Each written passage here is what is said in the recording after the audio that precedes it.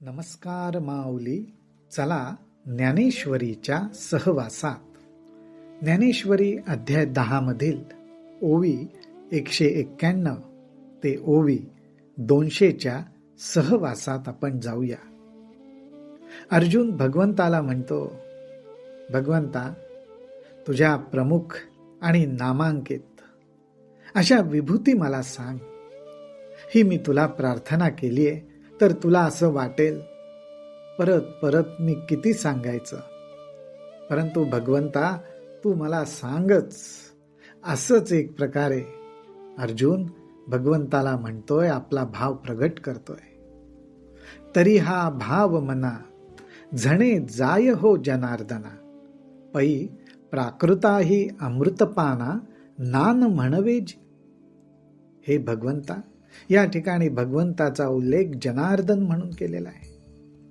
अर्थात हे जनार्दना, तू एखाद वेळेस अशी मनात कल्पना करशील, परंतु आम्ही प्राकृत अर्थात प्रकृतीच्या धर्माने प्रकट झालेले जीव आहोत. त्या आम्हाला जर अमृत पान करायला मिळालं, अमृत प्यायला मिळालं, तर आम्हाला सुद्धा नाही म्हणवत नाही.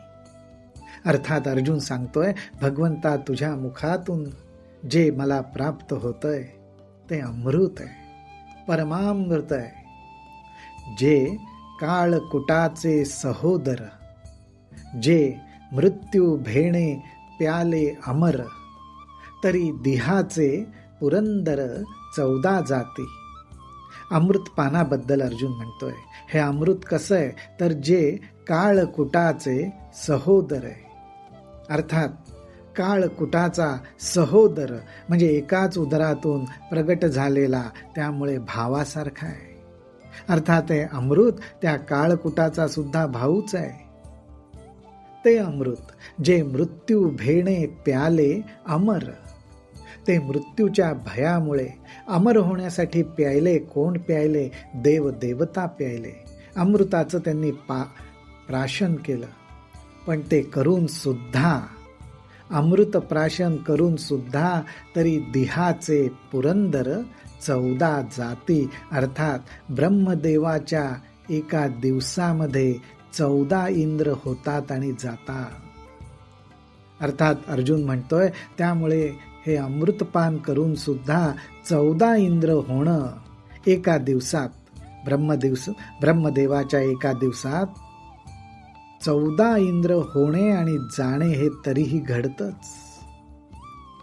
ऐसा कवण एक क्षीराब्धीचा रस, जया वायांची अमृतपणाचा आभासू, तयाचाही मिठांशू जे पुरे म्हणो नेदी. अर्जुन इथं काही उदाहरण देतो. क्षीराब्धीचा रस, जणू काही क्षीर सागर, त्याच्यातून जो रस प्रगट झाला तो सुद्धा अमृताच्याच गुणाचा, अमरपण देणाराच, पण तो सुद्धा आभास आहे. पण तो जरी आभास असला तरी त्याला सुद्धा आता पुरे असं कोणी म्हणत नाही. तयाचाही मिठांशू, अर्थात त्याची गोडी, त्याचा थोडासा भाग जरी सेवन करायला मिळाला तरी पुरे, पण त्याला नको असं कोणी म्हणत नाही. जे पुरे म्हणो नेते, तया पाबळेयाही येतुलेवरी, गोडीयेची आथी थोरी, मग हे तव अवधारी परमामृत साचे. अहो, असा हा जो क्षीराब्धीचा सागर, अर्थात क्षीर समुद्र किंवा अमृत, हे सगळे साधे पदार्थ आहेत. पाबळे, तया पाबळेयाही येतुलेवरी, गोडी येची आथी थोरी. अमृतपणात अमृत झालं, क्षीरसागर झाला, त्यांच्या गोडीची किती थोरवी आहे. पण हे साधे पदार्थ आहेत. अर्जुन त्यांना साधे पदार्थ म्हणतो, कारण मग हे तव अवधारी परमामृत साचे. कारण आम्ही लक्ष देऊन जर बघितलं की आम्हाला भगवंता तुझ्याकडनं काय प्राप्त होतंय, तर परमामृत प्राप्त होतंय. तुझ्याकडून जे मिळतंय ते परमामृत आहे, त्यामुळे अमृताची, क्षीरसागराची काय त्याच्याशी तुलना होणार. जे मंदरा चळू न ढाळिता, क्षीर सागरू न डहुळिता, अनादी स्वभावता आईते आहे. अहो, हे परमामृत मिळण्यासाठी हा मंदराचल अर्थात मंदर पर्वत तो फिरवावा लागला नाही, त्याची रवी करावी लागली नाही, किंवा क्षीरसागरू न डहुळिता किंवा क्षीरसागराला डहुळावं पण लागलं नाही. अर्थात क्षीरसागराला घुसळावंही लागलं नाही, कारण हे परमामृत अनादी आहे आणि स्वभावता आईते म्हणजे ते आहेच, ते असतंच. ते कुठलीही गोष्ट घुसळून काढावं लागत नाही. कुठल्याही गोष्टीची रवी घुसळण्याकरता ज्याप्रमाणे पर्वताची रवी बनवली तशी कुठलीही रवीही त्याला बनवावी लागत नाही. ज्याप्रमाणे रवीच्या साह्याने ताक घुसळलं जातं, त्याच्यातनं नवनीत बाहेर निघतं, परंतु अर्जुन म्हणतो, अहो हे परमामृत असं आहे, अनादी स्वभावता आईते आहे. हे परमामृत कसं आहे, जे द्रवना नव्हे बद्ध, जेथ नेणी जती रसगंध, जे भलतयाही सिद्ध आठवलेंची फावे. अहो हे परमामृत पातळ नाहीये, द्रवस्वरूप नाहीये, किंवा घट्टही नाहीये, बद्धही नाहीये. त्याचबरोबर रस गंध या गुणांच्याही ते पलीकडचं आहे. जेथ नेणी जती रसगंध, जे भलतयाही सिद्ध आठवलेंची फावे. आणि अहो ते सिद्धच आहे, नित्य सिद्ध आहे, आणि एखाद वेळेस त्याची आठवण झाली तर ते प्राप्त होतं. अर्थात आठवण करणाऱ्याला त्याचा अनुभवही येतो, कारण ते अनादी सिद्धच आहे. जयाची गोठीची ऐकत खेवो. अर्जुनाने या परमामृताचं जे वर्णन केलंय, अर्थात त्याच्या अंतःकरणातला भाव आपले ज्ञानोबाराय प्रगट करतायत या परमामृताबद्दल. जयाची गोठीची ऐकत खेवो, आघवा संसारू होय वावो, बळिया नित्यता लागे येवो आपण पेया. अर्जुन ह्या ठिकाणी म्हणतोय, ह्या परमामृताची नुसती गोष्ट ऐकायला मिळावी, गोठीची ऐकत खेव. या परमामृताची नुसती गोष्ट ऐकायला मिळाली तर हा प्रपंच, हा संसार ज्याला नश्वर म्हटलेला आहे, ते खरोखरच अनुभवायला यायला लागतं.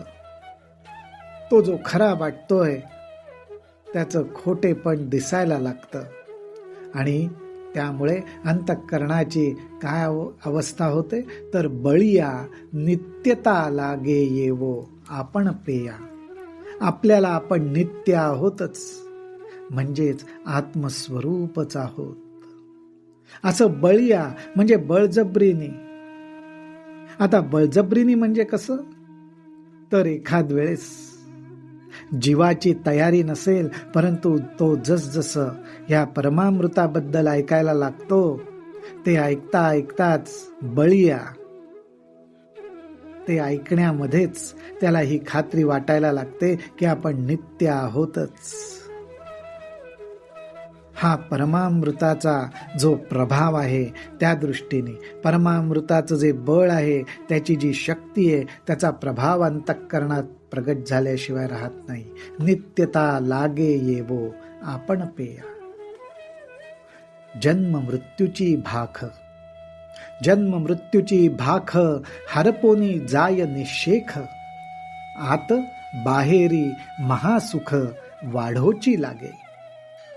अहो जन्म मृत्यूच्या गोष्टी कशासाठी करायच्या, त्या गोष्टीच नाहीशा होतात आणि आत बाहेर परमसुखाचा अनुभव यायला लागतो. सुख आणि दुःख या सगळ्या जन्म मृत्यूला धरून गोष्टी आहेत, देह अहंकार ह्याला धरून आहेत, परंतु ह्या परमामृताने जे सुख मिळतं ते या देह अवस्थेच्या सर्व विषय सुखांच्या पलीकडचं आहे. आणि ते सुख आत बाहेर वाढायलाच लागतं, व्यापून टाकतं.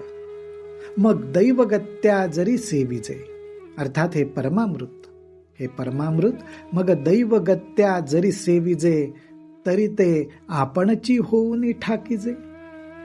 ते तुझ देता चित्त माझे पुरे म्हणो न शके. आणि दैवाने अर्थात आपलं जर सुदैव असेल, आपलं भाग्य अनुकूल असेल आणि आपल्याला हे परमामृत जर चाखता आलं, आपल्याला जर ते मिळालं, तर आपण ते परमामृतच होऊन राहतो. अमृताने अमरत्व येईल असं म्हणतात. म्हणजे अमृत दुसरी गोष्ट मिळवून देतो, परमामृत दुसरी कुठलीही गोष्ट मिळवू देत नाही. तर ज्याला परमामृत प्राप्त झालं तो परमामृतच होऊन राहतो. म्हणून अर्जुन म्हणतोय की असं परमामृत भगवंता तू मला देतोयस, मला ते प्यायला मिळतंय, असं असताना माझं चित्त त्याला पुरे असं कसं म्हणेल.